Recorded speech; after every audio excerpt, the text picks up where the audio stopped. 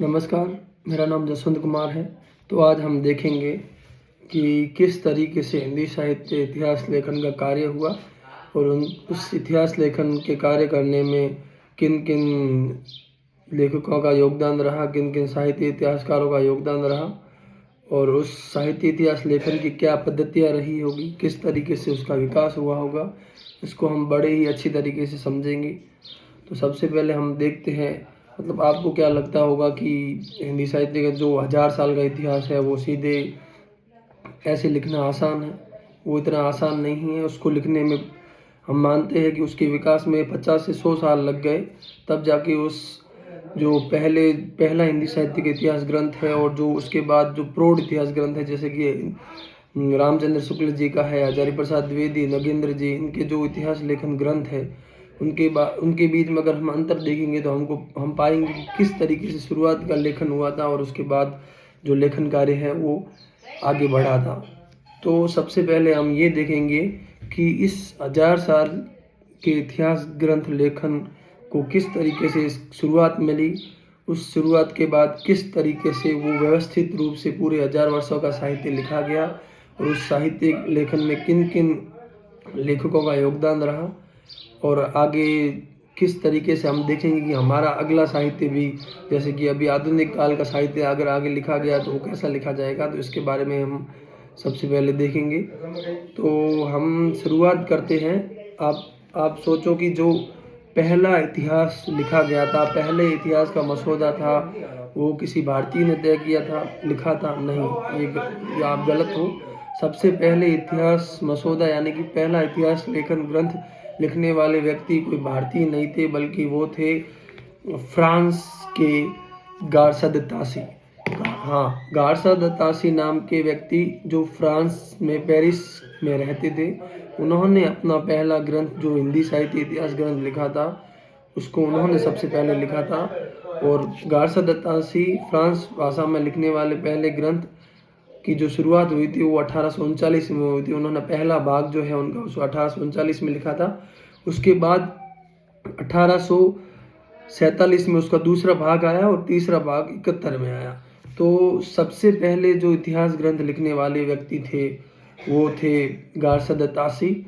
और उसके बाद जो दूसरे इतिहास ग्रंथ, मुख्य रूप से दूसरे इतिहास ग्रंथ जो थे, इतिहास ग्रंथ लेखक जो थे वो शिव सिंह सेंगर थे जो भारतीय थे। उन्होंने इतिहास ग्रंथ 1883 में लिखा। और उसके बाद प्रौढ़ इतिहास ग्रंथ जो हम शुरुआत मानते हैं आज, जो ज़्यादातर हिंदी साहित्य वाले लोग इतिहास की शुरुआत जॉर्ज ग्रिसन के जो ब्रिटिश व्यक्ति थे उनकी जो रचना थी the modern vernacular literature of Hindustan, उससे मानते हैं, जिसकी रचना उन्होंने सन 1889 में की। तो हम देख पाते हैं कि इसमें जो पहले जो प्रणेता थे जिनका नाम गारसद तासी था, उनके जो लेखन और का जो विधि का जो तरीका था वो वर्णानुक्रम था। वर्णानुक्रम का माने मतलब एक फ़ोन बुक की तरह हम देखते, किसी भी फ़ोन बुक में हम जैसे कोई नंबर लिखते हैं, आगे पीछे कुछ ध्यान नहीं, जो पहले मिला उसी को लिख दिया। तो वो प्रवृत्ति सबसे पहले लेखकों में जो थे उनमें गारसद तासी थे। उसके बाद जो शिव सिंह सेंगर थे उन्होंने भी लगभग यही तरीका अपनाया, ज़्यादा उनमें इतना कोई फ़र्क नहीं था।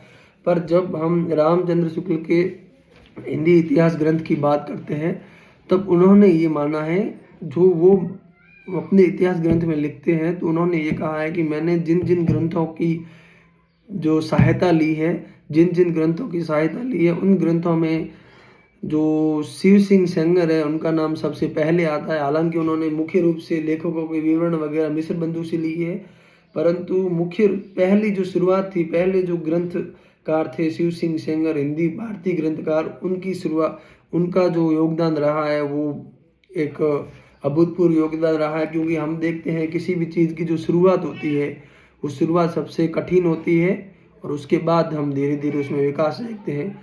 तो इन गारसद तासी और शिव सिंह सेंगर का जो हिंदी साहित्य के इतिहास ग्रंथ लेखन में योगदान है वो सराहनीय है। उसके बाद जो दूसरी पद्धति आती है वो है कालानुक्रम पद्धति। कालानुक्रम पद्धति मतलब टाइमलाइन के हिसाब से आप उसमें देखते हैं कि जो लेखक पहले जिन्होंने लिखा था और उसके बाद जो लेखकों ने लिखा था, उसका जो अध्ययन है, उसका जो लेखन है इतिहास ग्रंथ में उन्होंने क्रमवार से किया है।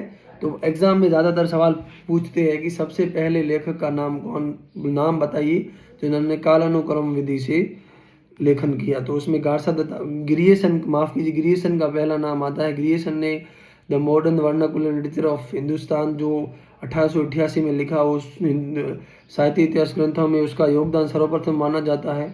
तो ग्रियर्सन ने उसकी शुरुआत की। उसके बाद कालानुक्रम पद्धति में मिश्र बंधुओं ने भी उसका योगदान दिया।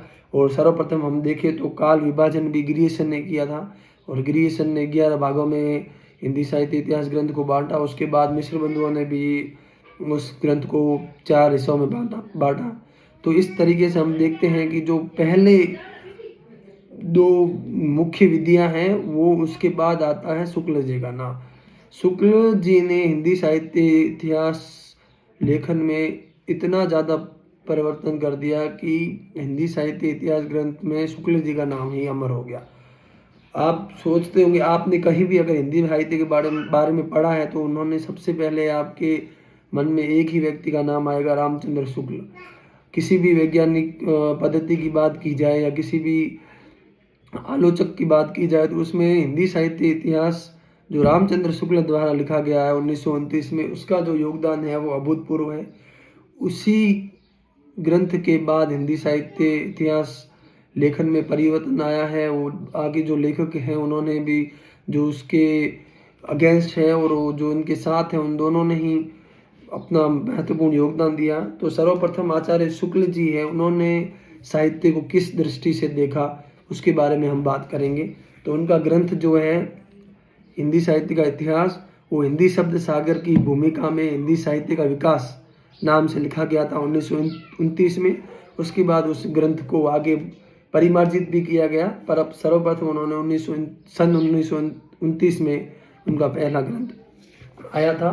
तो उन्होंने जो साहित्य की परिभाषा दी, उन्होंने कहा कि साहित्य जो है वो जनता की चित्तवृत्ति, जनता की चित्तवृत्ति का मतलब जनता की जो सामूहिक चेतना है, उनके भाव है, उस पर्टिकुलर भाग में, उस पर्टिकुलर टाइमलाइन में जो जनता के प्रति जो चित्तवृत्ति है, जो उसका प्रतिबिंब, मतलब उसका प्रतिबिंब ही साहित्य को माना है उन्होंने।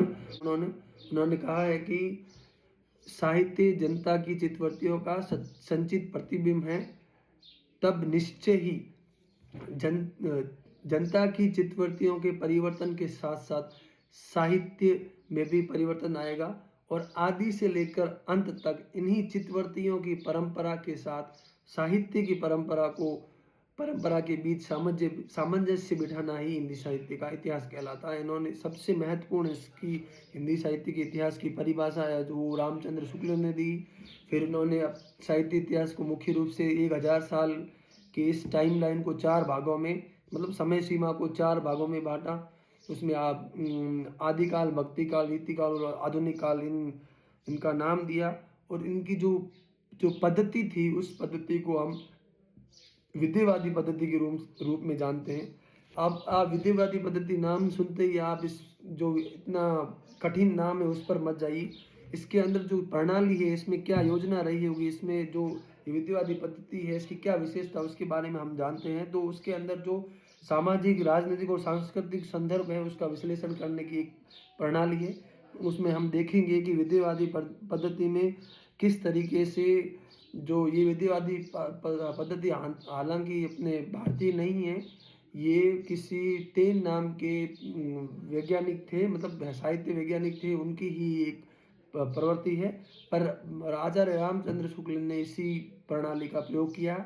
इस विद्यावादी प्रवृत्ति में इन्होंने 3 मुख्य रूप से बिंदु लिए हैं। एक है जाति, दूसरा वातावरण और तीसरा है क्षण विशेष। तो इन 3 बिंदुओं पर ही उनके जो साहित्य इतिहास ग्रंथ लिखा है हिंदी साहित्य इतिहास का, उसका सारा जो निचोड़ है वो इन 3 बिंदुओं के आसपास ही ठहरता है।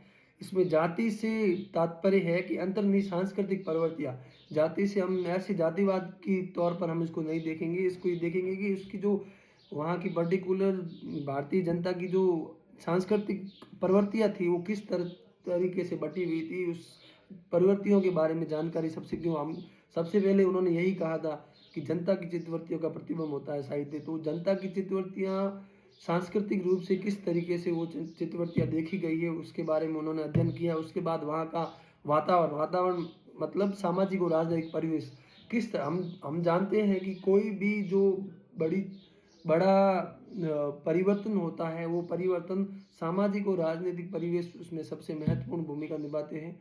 तो उस काल का सामाजिक और राजनीतिक परिवर्तन किस तरह का रहा होगा, उस काल के उस परिवर्तन को ध्यान में रखते हुए ही इतिहास ग्रंथ लिखा। और दूसरा है क्षण विशेष। क्षण विशेष से तात्पर्य है कि उस समय की जो विशिष्ट चेतना थी